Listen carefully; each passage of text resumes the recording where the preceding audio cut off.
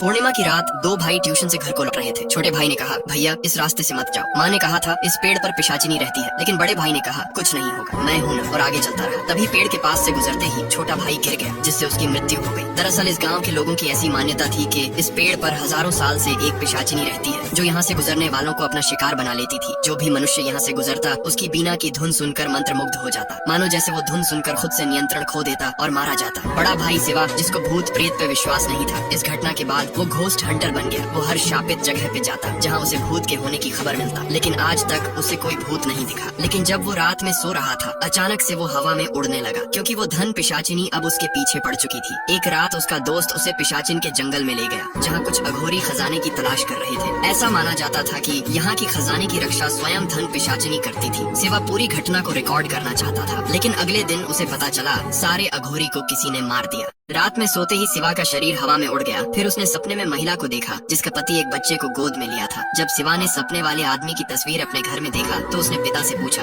ये आदमी कौन है? तब उसके पिता ने बताया, इस तस्वीर में जो है वो तुम्हारे सगे माता पिता हैं। उसने बताया, ये बात 25 साल पहले की है। शादी के 8 साल बाद बड़ी मिन्नतों के बाद तुम उनके गर्भ में आए। उनकी खुशी का ठिकाना नहीं था। तुम्हारे आने की खुशी में सब बहुत प्रसन्न थे। तभी एक दिन तुम्हारी फूफी के घर एक अघोरी आया। उसने कहा, इस घर में अपार खजाना छिपा है, लेकिन खजाने की जगह सिर्फ नीली आंखों वाली गर्भवती महिला बता सकती है। उन्होंने तुम्हारी माँ को धोखे से पूजा के बहाने अपने घर ले गए और अघोरी के समक्ष बैठा दी। अघोरी ने एक तिलिस्मी तेल तुम्हारी माँ की आंखों में लगाने को कहा और मंत्रों का जाप किया, जिससे तुम्हारी माँ को अब वो चीजें भी दिखने लगी थी जो जमीन के अंदर थी। खजाने का पता मिलते ही अघोरी ने वहाँ खुदाई करने को कहा। तभी तुम्हारी माँ को प्रसव पीड़ा हुआ और तुमने जन्म लिया। लेकिन तभी धन पिशाचिनी की नजर तुम पे पड़ गई। वो तुम्हारी बलि चाहती थी, लेकिन अपने जान पे खेल कर तुम्हारे पिता ने तुम्हें बचा लिया। खजाने की लालच में अघोरी ने धन पिशाचिनी को कई जानवरों की बलि दे दिया, लेकिन फिर भी उसकी बरसों की भूख नहीं मिटी। पिशाचिनी ने इशारे करते हुए कहा, मुझे इस लड़के का बलि चाहिए। अब वो लालची लोग वाशु से शिवा को छीनने लगे, लेकिन वाशु उसे मारकर वहाँ से भाग निकला, जिससे गुस्साई पिशाचिनी ने वहाँ मौजूद सभी को मार दिया। अब वो पिशाचिनी शिवा के पीछे पड़ गई थी, क्योंकि अब वो आजाद थी। उसने पूरे गाँव में मौत का तांडव मचा रखा था, मानो जैसे ये गाँव नहीं श्मशान हो। उसने कई बार शिवा को मारने की कोशिश की, लेकिन हर बार माँ की ममता ने उसे बचा लिया। अब शिवा के पिता समझ गए थे पिशाचिनी उनके ही द्वारा उसके बेटे को मारना चाहती है, इसीलिए उन्होंने बच्चे को बचाने के लिए अपनी प्राणों की आहुति दे दी और शिवा को उसके चाचा के हवाले कर गए। ये सुन शिवा पूरी तरह टूट गया। जब उन्होंने पंडित जी से इस समस्या का समाधान पूछा, तो उन्होंने बताया, वो पिशाचिनी शिवा का पिछले 25 साल से इंतजार कर रही है। वो इसे जिंदा नहीं छोड़ने वाली। अगले पूर्णिमा की रात कुछ समय के लिए उसकी शक्ति कम होगी। अगर उस समय उसके चारों तरफ शिवलिंग की स्थापना कर दे, तो